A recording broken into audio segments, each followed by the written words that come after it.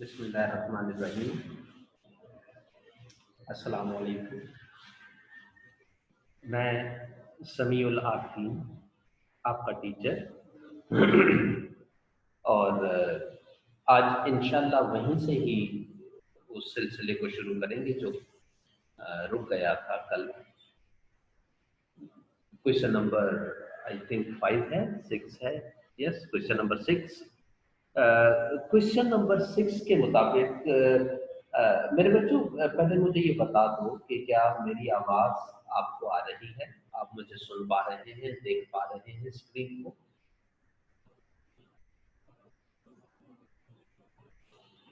Okay okay okay okay, done हो गया।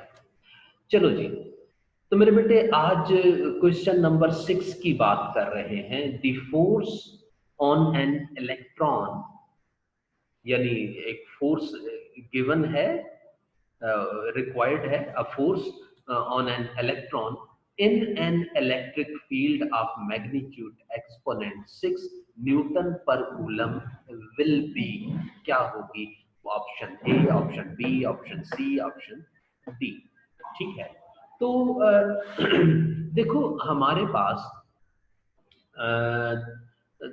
Force हमने फाइंड करनी है, इलेक्ट्रिक फील्ड हमारे पास है और चार्ज भी मौजूद है। अरे भाई, चार्ज कहाँ है इस क्वेश्चन में? हाँ, इस क्वेश्चन में चार्ज कहाँ है? कोई जिक्र नहीं है उसका। लेकिन अगर तुम गौर से देखो इस क्वेश्चन को, अ फोर्स ऑन एन इलेक्ट्रॉन, एक इलेक्ट्रॉन मौजूद है, तो याद रखना एक इलेक्ट्रॉन कितना चार्ज आता है उसका जिक्र करने की जरूरत ही नहीं है। ऐसे ही है ना, अगर एक इलेक्ट्रॉन है तो हमें पता है कि एक इलेक्ट्रॉन पर जो चार्ज आता है वो कितना होता है, हमें तो पता है। लिहाजा हम ये मानेंगे कि डेटा मौजूद है इस चार्ज का डेटा जो है वो इस क्वेश्चन में मौजूद है। क्यों? उन्होंने जिक्र कर दिया ना, एन इलेक्ट्रॉन, एक इलेक्ट्रॉन है भाई, तो क्यों की कीमत भी आ गई हमारे पास। हम अब तीन चीजें हो गई, हमें फोर्स चाहिए, चार्ज मौजूद है, ई इलेक्ट्रिक फील्ड इंटेंसिटी भी मौजूद है। तो देखो, मैंने तुम्हें बताया था कि फार्मूला कौन सा यूज करना है। अरे भाई, ई की कीमत आ जाएगी 1/, देखो फोर्स के साथ साथ हमने ई की कीमत भी पढ़ी थी, इलेक्ट्रिक फील्ड इंटेंसिटी की। फोर्स का फार्मूला क्या होता है? 1/4 epsilon naught Q1 Q2 over R square. Electric field intensity का फार्मूला क्या होता है? 1/4 epsilon naught Q over R square. लेकिन वो फार्मूला यहां पर नहीं चल रहा। क्यों? क्योंकि क्यू तो है, आर स्क्वायर नहीं है। इस क्वेश्चन में जहां देख लो डिस्टेंस नहीं है, आर स्क्वायर नहीं है, ई का वो फार्मूला यहां पर एप्लीकेबल नहीं होगा। यहां पर फोर्स मौजूद है, चार्ज मौजूद है, ई मौजूद है, तो ये फार्मूला जो हम इस्तेमाल करेंगे वो वही होगा जिसके बारे में हमने कल भी पढ़ा था, यानी electric field intensity is equal to force per unit charge. ठीक हो गई बात? F/Q। मेरे बच्चों, चूंकि हमें F चाहिए, फोर्स, देखो ऑप्शन में तुम गौर से देखो, वैल्यूज मौजूद हैं, साथ उसके यूनिट्स भी मौजूद है। और यूनिट्स डेटा में मैं आपको एक की बता रहा हूं कि अगर आपको नहीं समझ आ रही कि ये जो 1.6 एक्सपोनेंट -19 ये क्या बला है, क्या है, तो इसके यूनिट्स देख लो। यूनिट्स देखने पर तुम्हें पता चल जाएगा कि ये क्या चीज है। देखो, कैपिटल N न्यूटन होता है ना, तो इसका मतलब ये है कि ये तमाम फोर्सेस हैं। अगर कोई चीज न्यूटन पर कूलम में होगी वो E होगी, इलेक्ट्रिक फील्ड इंटेंसिटी। ठीक है, तो अगर तुम्हें देखने में नहीं पता चल रहा तो उस चीज के यूनिट्स देख लो, वो आपको बता देंगे कि ये क्या चीज है। ठीक है ना? तो मेरे बच्चों, E is equals to force over Q। Electric field lines का फार्मूला हमारे सामने है, Q यहाँ पर डिवाइड हो रहा है, दूसरी तरफ जाकर मल्टीप्लाई हो जाएगा, तो F की कीमत आपके पास आ जाएगी। F is equals to QE, where Q is charge, E is electric field intensity। अच्छा, क्यों की कीमत क्या होगी? देखो, मैं ये सवाल आप बच्चों से एक से जायद मर्तबा कर चुका हूं क्यू की कीमत क्या होगी, क्यू की कीमत क्या होगी, चार्ज की कीमत क्या होगी, इलेक्ट्रॉन पर कितना चार्ज आता है। इस तरह के सवाल मैंने कई दफा किए आपसे और अल्हम्दुलिल्लाह आप लोगों ने बिल्कुल परफेक्ट जवाब दिया। क्या 1.6 एक्सपोनेंट माइनस 19 कूलम। एक इलेक्ट्रॉन पर कम से कम ज्यादा से ज्यादा जो चार्ज आता है वो है 1.6 एक्सपोनेंट माइनस 19 कूलम का। ना इससे कम आता है एक इलेक्ट्रॉन पर, ना इससे ज्यादा आ जाता है। ठीक है, शाबाश शाबाश। ओके, तो अब देखो मैंने ई की जगह ई की कीमत लिखी। ई की कीमत क्या थी, एक्सपोनेंट 6। ऐसे ही है ना, डेटा में मौजूद है। क्यू की कीमत क्या है, याद रहे क्यू और ई एक ही बात होती है। आप क्यू से रिप्रेजेंट करें, लेकिन अगर कहीं कंफर्म है, देखो चार्ज नेगेटिव भी होते हैं पॉजिटिव भी होते हैं। ठीक है, तो जब आपको ना पता हो कि ये नेगेटिव है ये पॉजिटिव है, तब आप क्यू लगाएंगे। ये मैं बहुत अहम बात आप बच्चों को बता रहा हूँ। अगर आप कंफर्म नहीं है कि ये पॉजिटिव चार्ज है या नेगेटिव चार्ज है, तो आप क्यू लगाएंगे। लेकिन अगर आप कंफर्म है कि ये इलेक्ट्रॉन है, तो फिर आप ई लगाएंगे। आगे चलकर जब जब हम इलेक्ट्रॉन की बात करेंगे, क्यू को ई में रिप्लेस करेंगे, आप नोटिस करेंगे वहां पर। तो ई की कीमत या क्यू की कीमत, चूंकि क्वेश्चन में मौजूद है इलेक्ट्रॉन, लिहाजा क्यू की जगह हम ई लिखते तो ज्यादा बेहतर था। खैर कोई बात नहीं, चलेगा।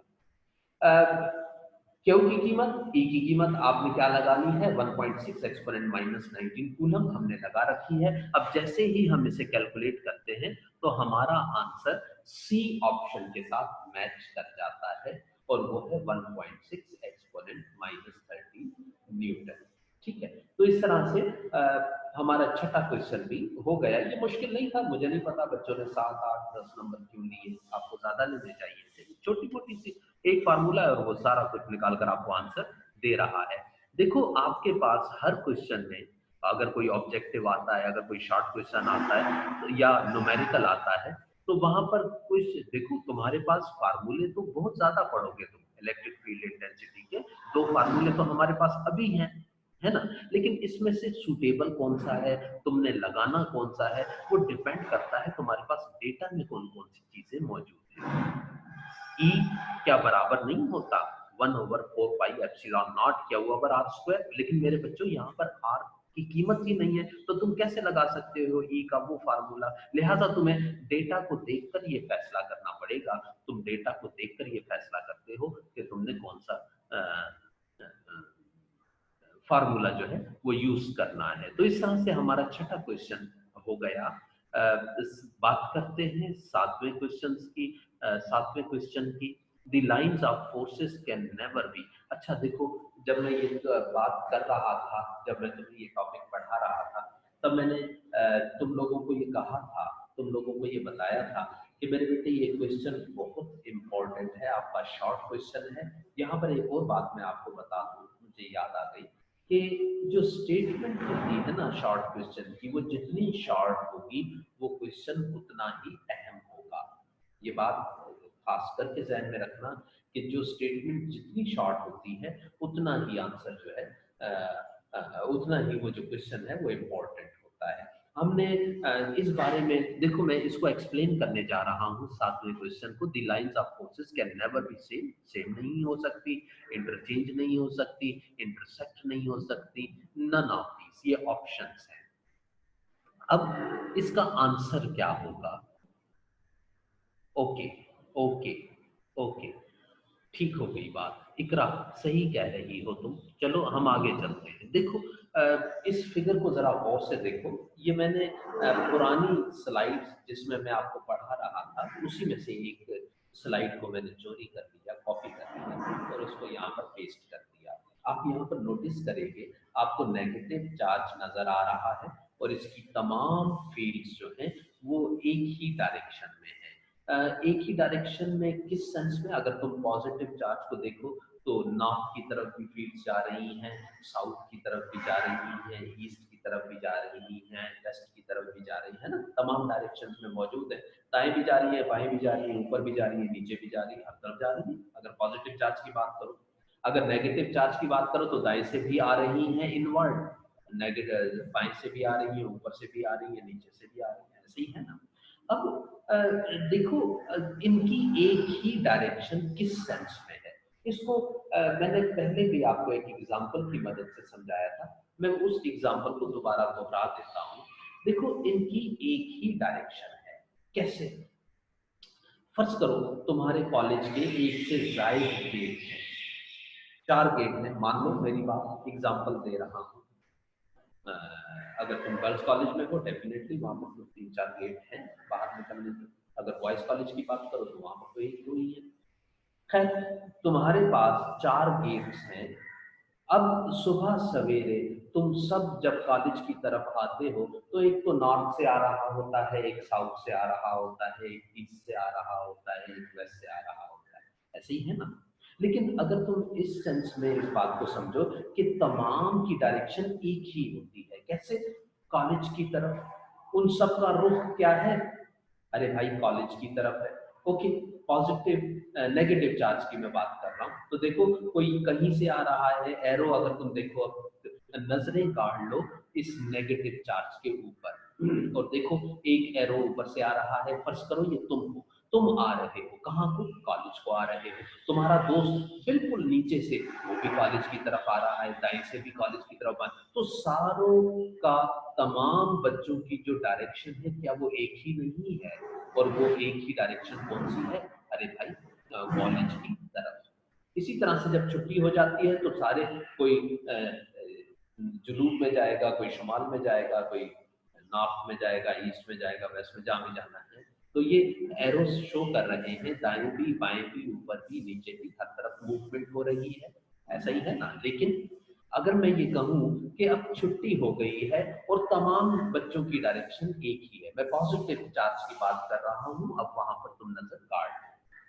पॉजिटिव चार्ज में अगर तुम देखो कि तमाम की डायरेक्शन एक ही है, क्या है जी? बाहर की तरफ, यानी छुट्टी होगी। अब जब छुट्टी होगी तो तमाम बच्चे दूर चले जाएंगे, कॉलेज से बाहर चले जाएंगे, तो सबकी डायरेक्शन आउटवर्ड है। ठीक है, तो इस सेंस में पॉजिटिव चार्ज में जितनी भी लाइंस नजर आ रही हैं उनकी एक ही डायरेक्शन है और वो है आउटवर्ड। नेगेटिव चार्ज में जो लाइंस आपको नजर आ रही हैं उनकी एक ही डायरेक्शन है और वो है इनवर्ड। ओके, उम्मीद है यहां तक बात आपको समझ आ गई है। अब जो दो लाइंस आपको नजर आ रही हैं, ये जैसे जैसे वक्त गुजरेगा, मैं पॉजिटिव चार्ज की बात कर रहा हूँ, पॉजिटिव चार्ज को और से देखो और इन लाइंस को देखो कि जैसे जैसे ये आगे चलेगी एक दूसरे से दूर हो जाएंगी, ऐसा ही है ना? अब देखो चूंकि इनकी एक ही डायरेक्शन है, लिहाजा ये कभी एक दूसरे के साथ इंटरसेक्ट नहीं करेगी, कभी एक दूसरे के ऊपर ओवरलैप नहीं होगी, कभी एक दूसरे को क्रॉस नहीं करेगी। उसकी वजह इनकी एक ही डायरेक्शन है और वो डायरेक्शन क्या है? बाहर की तरफ, तमाम बाहर की तरफ जा रही है। वक्त गुजरने के साथ साथ इनके दरमियान डिस्टेंस इंक्रीज होगा, बढ़ जाएगा। क्यों? क्योंकि इनकी डायरेक्शन एक ही है, लिहाजा इनका एक दूसरे के ऊपर ओवरलैप होने का सवाल ही पैदा नहीं होता। लिहाजा ये बहुत इंपॉर्टेंट क्वेश्चन था, शॉर्ट क्वेश्चन में मौजूद है, बहुत इंपॉर्टेंट क्वेश्चन है और आपने इसको मान लेना है कि इसकी एक ही डायरेक्शन होती है, जैसा कि मैंने एक्सप्लेन कर दिया, पॉजिटिव और नेगेटिव चार्ज की एक ही डायरेक्शन होती है और ये कभी एक दूसरे को क्रॉस नहीं करते। तो यूं इसका जो आंसर है वो होगा सी ऑप्शन, यानी ये कभी भी इंटरसेक्ट नहीं करेगी, कभी भी एक दूसरे के ऊपर ओवरलैप नहीं होगी, कभी भी एक दूसरे को क्रॉस नहीं करेगी। उसकी वजह कि ये एक ही डायरेक्शन रखती हैं। अगर इनकी मोर देन वन डायरेक्शन होती, यानी एक से ज्यादा डायरेक्शन होती, यानी एक नॉर्थ की तरफ आ रही है, दूसरी साउथ की तरफ जा रही है, तो फिर तो ये एक दूसरे के ऊपर ओवरलैप हो जाती। लेकिन अगर ऐसा होता तो जो हमारा चार्ज का कॉन्सेप्ट है वो सारा का सारा फेल हो जाता। इतना जो हमने पढ़ रखा है इसका मतलब है कि वो सारा का सारा गलत होता, ऐसा नहीं है। पॉजिटिव चार्ज, नेगेटिव चार्ज, इनमें से निकलने वाली फील्ड की डायरेक्शन एक ही होती है, तमाम फील्ड्स की डायरेक्शन जो कि एक ही है, लिहाजा ये कभी भी एक दूसरे से इंटरसेक्ट नहीं करेंगे। ठीक है, उम्मीद है कि यहाँ तक आपको बात समझ आ गई होगी। अब हम नेक्स्ट क्वेश्चन की तरफ चलते हैं, the electrostatic force of repulsion. देखो इलेक्ट्रोस्टैटिक फोर्स का फार्मूला हमने पढ़ा था, अब देखो, इससे पहले जो फार्मूला हमने पढ़ा वो था E is equal to F over Q, ऐसे ही है ना। तो एफ का फार्मूला क्या बन रहा है, F is equal to Q E, ऐसे ही है ना। मैं पीछे चलूं, आपको दिखा देता हूँ। फोर्स इज इक्वल टू, ये लो, ये ये जो गायब कर रहा हूँ दिखा रहा हूँ, गायब कर रहा हूँ दिखा रहा हूँ, ये है E is equal to F over Q. अगर मैं कहूँ एफ, तो देखो मेरे पास एफ का फार्मूला नहीं बन गया, एफ बराबर है क्यू ई के, है ना। तो मैं चाहूँ तो ये फार्मूला भी लगा सकता हूँ, लेकिन एक और फार्मूला भी है एफ का, वो फार्मूला है 1/4πε0 क्यू ओवर आर स्क्वायर। ठीक है, दो फार्मूले हैं तो दोनों चलेंगे। अब इनमें से मैंने कौन सा फार्मूला लगाना है ये मैटर करता है। मेरे पास डेटा क्या है, देखो, अगर f is equal to Q E का फार्मूले में तुम्हें डिस्टेंस का जिक्र नहीं मिलेगा, r का जिक्र नहीं मिलेगा, लेकिन अगर तुम इस क्वेश्चन पर नजर गाड़ो तो तुम्हें कहीं ना कहीं डिस्टेंस मिल जाएगा। अगर मैं क्वेश्चन को पूरा पढ़ता हूँ आपको समझ आ जाएगी। The electrostatic force of repulsion between two electrons, अब देखो इलेक्ट्रॉन्स दो हो गए, तो चूंकि देखो पिछले क्वेश्चन में मैंने तुम्हें बताया था कि अगर इलेक्ट्रॉन का जिक्र आ जाए तो तुम्हें चार्ज खुद ब खुद मिल जाता है ना। चार्ज की कीमत क्या होगी, मेरे बच्चों ने अभी तो बताई, 1.6 एक्सपोनेंट माइनस 19। यहाँ पर दो इलेक्ट्रॉन्स हैं तो आपके पास Q1 की कीमत भी आ गई, 1.6 एक्सपोनेंट माइनस 19 कूलम, आपके पास आ गई Q2 की कीमत भी 1.6 एक्सपोनेंट माइनस 19 कूलम, दोनों चार्ज की कीमत आ गई। अब क्वेश्चन को अगर हम आगे बढ़े, एट ए सेपरेशन ऑफ 1 मीटर, देखो डिस्टेंस आ गया मेरे बच्चों, डिस्टेंस आ गया।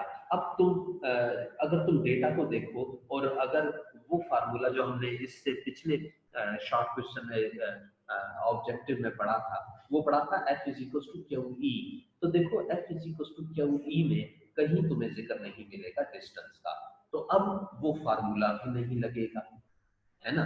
अब वो फार्मूला आप नहीं लगा सकते, यही तो मैं कह रहा हूँ तुमसे कि तुमने फार्मूला कौन सा लगाना है ये मैटर करता है, डेटा क्या है, जिस तरह का डेटा होगा उस तरह का ही फार्मूला लगेगा। तो अब आपके पास फोर्स आपको चाहिए, Q1 की कीमत भी मौजूद है, Q2 की कीमत भी मौजूद है और R की कीमत भी मौजूद है, और R की कीमत है 1 मीटर।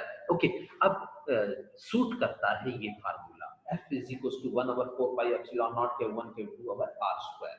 हम F is equal to Q E यहाँ पर नहीं लगा सकते थे, उसकी वजह हमारे पास सेपरेशन क्वेश्चन में मौजूद है, वहां पर किसी सेपरेशन की मौजूदगी नहीं है, वहां पर इंटेंसिटी होती है F is equal to Q E, question में इंटेंसिटी मौजूद नहीं है, तो ये तो बड़ा गंभीर मसला बन जाता है ना, गलत फार्मूला लगा देते आंसर भी गलत आ जाता। तो हमने डेटा को देखकर ये फैसला करना होता है कि फार्मूला हमें कौन सा इस्तेमाल करना है। तो F is equal to 1/4πε0 Q1 Q2 over R square, ये फार्मूला सूट करता है, उसकी वजह ये कि डेटा में मौजूद तमाम वैल्यूज से ये मैच करता है। तो देखो 1/4πε0 की जगह मैंने कीमत लगाई 9 एक्सपोनेंट 9, ऐसे ही है ना। जब मैंने 9 एक्सपोनेंट 9 लगाई और Q1 Q2, देखो चूंकि दो इलेक्ट्रॉन्स थे Q1 और एक Q2, अब अगर एक इलेक्ट्रॉन पर अगर क्या आता ही 1.6 एक्सपोनेंट माइनस 19 कूलम है, मैंने अभी तो बताया कि इलेक्ट्रॉन का जिक्र आ गया, लिहाजा आपको Q की कीमत सोचने में परेशानी नहीं होनी चाहिए, आपको याद होना चाहिए 9 एक्सपोनेंट 9 होती है, सॉरी 1.6 एक्सपोनेंट माइनस 19 कूलम होती है चार्ज की वैल्यू। ठीक है, अब और 1 स्क्वायर, देखो यहाँ पर तुम्हें नजर आ रहा है R स्क्वायर की जगह मैंने 1 का स्क्वायर लगाया, उसकी वजह ये है कि 1 मीटर ही तो है ना। तो अब जब मैं इसे कैलकुलेट करूंगा तो मेरा आंसर मैच करेगा ऑप्शन सी के साथ, यानी 2.3 एक्सपोनेंट माइनस 28 न्यूटन, ऐसा ही है ना। तो देखो तुम्हें एक नंबर यहाँ से भी मिल जाता, लेकिन अगर कब मिलता, जब तुम जरा सा सोचते इस तरीका का। खैर उम्मीद है ये क्वेश्चन भी आपको बहुत अच्छे से समझ आ गया होगा। हम 9वां क्वेश्चन करते हैं, 9 question. during photocopy the dark areas of document retain positive charge, negative charge, both charge, both of charge or none of these.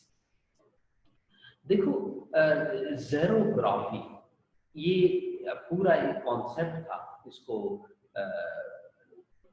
याद रहे हम पढ़ चुके हैं और यही मैंने काम किया कि जो चीज़ें हम पढ़ चुके थे वहीं से ही मैंने कुछ स्लाइड्स को जो है वो कॉपी किया और यहाँ पर पेस्ट किया ताकि आपको एक असर नौ जो है वो इस बात को याद दहानी आपको करा दूं, क्योंकि पढ़ तो रखा है, समझ भी है, एक दफ़ा याद आएगा तो आप पकड़ लेंगे इस बात को, पिक कर लेंगे फौरन कि आंसर इसका क्या होगा। ड्यूरिंग फोटोकॉपी के दौरान the dark areas of document retain there, अपना कायम रखते हैं, पॉजिटिव चार्ज कायम रखते हैं, नेगेटिव चार्ज कायम रखते हैं, पॉजिटिव और नेगेटिव चार्ज दोनों या इनमें से कोई भी नहीं। सवाल ये है, तो देखो इस सवाल की खोज में हम चले जाते हैं ज़ेरोग्राफी, ठीक है। तो ज़ेरोग्राफी में ये चोरी की मैंने पिछली स्लाइड और यहाँ पर तुम देख रहे हो कि हैलोजन लैंप आपको नजर आ रहा है। अक्सर आप फोटोकॉपी कराते होंगे, तो फोटोकॉपी कराते हुए जब आप अंकल को बुक देते हैं, कहते हैं अंकल ये फोटोकॉपी करते हैं, हमारे कॉलेज में तो खैर नौजवान सा बच्चा है तो वो तो ये कहता होगा भाई ये कॉपी कर दो हम, तो जैसे ही तुम कॉपी करने वो बुक जो है वो उल्टा करके रखता है फोटोकॉपी मशीन में, तो तुम देखते हो एक लाइट सी निकलती है ना, एक लाइट सी मूव करती हुई नजर आती है और फिर थोड़ी देर में एक सफा प्रिंट होकर निकल आता है दूसरी तरफ से। तो ये हैलोजन लैंप है, ये वही रोशनी प्रोवाइड करता है, जबकि दूसरी तरफ तुम्हें ऊपर को एक फोटो सेंसिटिव ड्रम नजर आ रहा है ग्रीन कलर का, उसके ऊपर ब्लैक कलर की एक चादर सी।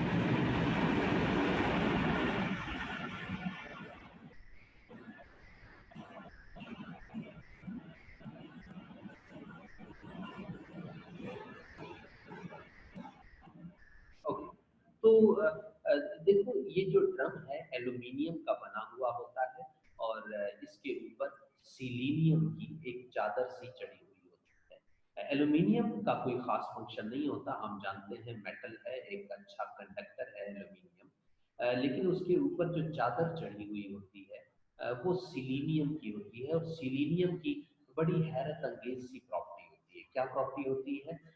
ये प्रॉपर्टी होती है कि ये डार्क में इंसुलेटर होता है और जैसे ही लाइट पड़ती है ये कंडक्टर बन जाता है, ठीक है। तो टोनर आपको नजर आ रहा है, ये वही छोटा सा बॉक्स सा होता है, इसके अंदर ब्लैक कलर का पाउडर भर दिया जाता है जो प्रिंटिंग करता है, यानी पेपर के ऊपर यही ब्लैक बॉर्डर चिपकता है और लिखाई सी हमें नजर आती है। ये मखसूस किस्म का पाउडर होता है, देखने में पता चलता है कि ये कोयला किसी ने पीस रखा है, अगरचे ऐसा नहीं है, ये एक ऐसा टोनर है, ऐसा ब्लैक कलर का पाउडर होता है जिसके ऊपर चार्ज आ जाता है। हाँ सही कह रही हो, ये फोटो कंडक्टर कहलाता है।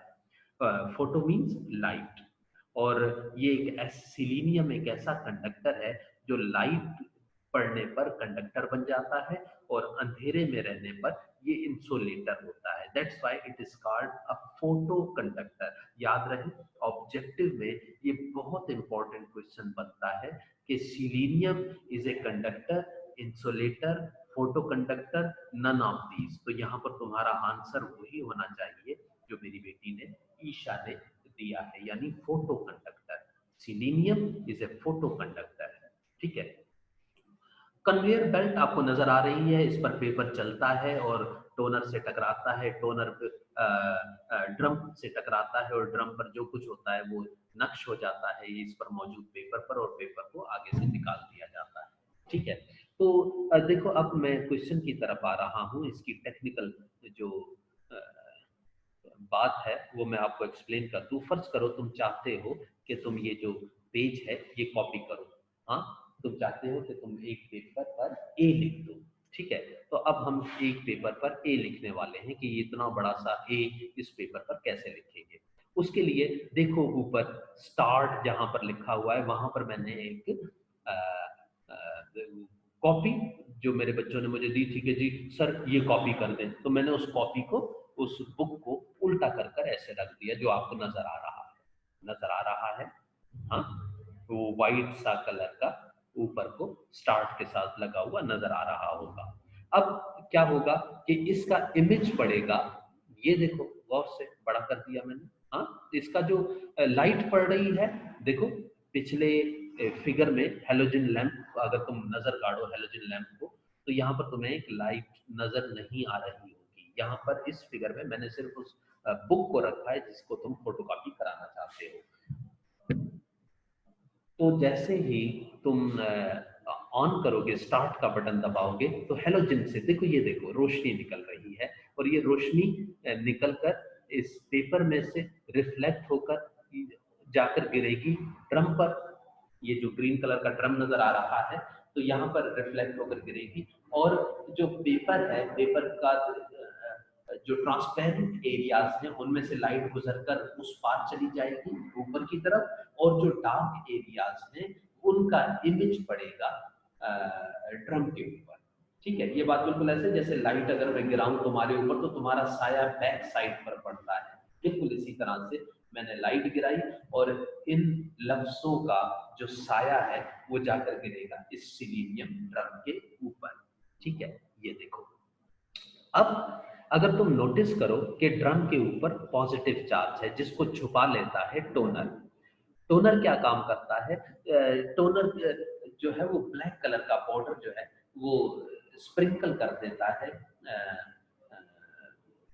सिलीनियम के ऊपर, और जब लाइट पड़ती है तो सिलीनियम एक कंडक्टर बन जाता है, और ये जो नेगेटिव चार्ज आपको नजर आ रहा है, ये नेगेटिव चार्ज इजीली मूव करेगा टुवर्ड्स पॉजिटिव चार्ज और न्यूट्रल हो जाएगा। अरे भाई, नेगेटिव चार्ज कहाँ मूव करता है? हम जानते हैं नेगेटिव चार्ज हमेशा मूव करता है टुवर्ड्स पॉजिटिव, ऐसा ही है ना। अब टोनर के ऊपर नेगेटिव चार्ज होता है, लेकिन नेगेटिव चार्ज नहीं जा सकता टुवर्ड्स पॉजिटिव चार्ज। उसकी वजह ये कि सिलीनियम जो बीच में ब्लैक कलर का आपको नजर आ रहा है, ये सिलीनियम है। सीधे हाथ पर लगी तस्वीर में आपको डॉटेड लाइन के साथ एक चेक बॉक्स भी नजर आ रहा होगा जिस पर सिलीनियम लिखा हुआ है। इसका मतलब यह है कि ये जो ब्लैक कलर का रिंग आपको नजर आ रहा है, ये सिलीनियम है। अंदर एल्यूमिनियम है ग्रीन कलर का।